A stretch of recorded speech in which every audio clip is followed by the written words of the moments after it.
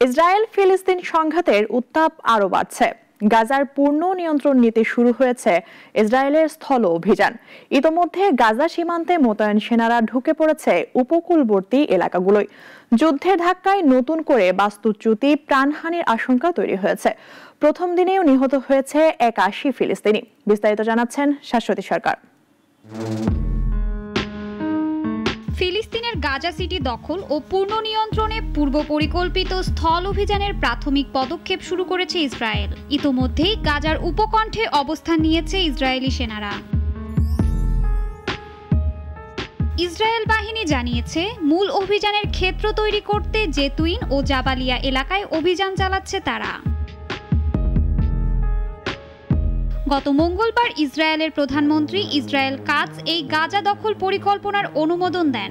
সপ্তাহের শেষ দিকে নিরাপত্তা মন্ত্রিসভায় বিষয়টি উপস্থাপন করবেন নেতারা। ইসরায়েল সেনার পরিকল্পনা, সেপ্টেম্বরের শুরুতে ৬০,০০০ রিজার্ভ সেনা পাঠানো হবে গাজায়। গাজা দখল অভিযান সহজ করতেই এই উদ্যোগ। এদিকে ফিলিস্তিনের স্বাধীনতাকামী সংগঠন হামাসের অভিযোগ, যুদ্ধবিরতি প্রতিষ্ঠার সম্ভাবনায় ব্যাঘাত ঘটাচ্ছে ইসরায়েল। নিরীহ বেসামরিক নাগরিকদের বিরুদ্ধে এ রক্তক্ষয়ী যুদ্ধ চালিয়ে যাচ্ছে তারা।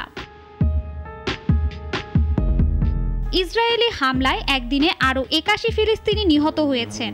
এর মধ্যে শুধু ত্রাণ সংগ্রহ করতে গিয়ে প্রাণ হারিয়েছেন অন্তত ৩০ জন। গাজার বাসিন্দাদের দক্ষিণাঞ্চলে সরিয়ে নেওয়া হতে পারে বলে ধারণা বিশেষজ্ঞদের।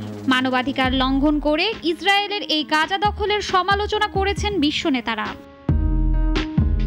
ফ্রান্সের প্রেসিডেন্ট এমানুয়েল মাখরো বলেন, এ পরিকল্পনা দুই জাতির জন্যই বিপর্যয় ডেকে আনবে এবং গোটা অঞ্চলকে স্থায়ী যুদ্ধের দিকে ঠেলে দেবে। পুরো দখল গাজায় নতুন করে বাস্তুচ্যুতি ও প্রাণহানির মাত্রা আরও বাড়িয়ে পরিস্থিতি আরও ভয়াবহ করে তুলবে, আশঙ্কা বিশ্লেষকদের। শাশ্বতী সরকার, নাগরিক।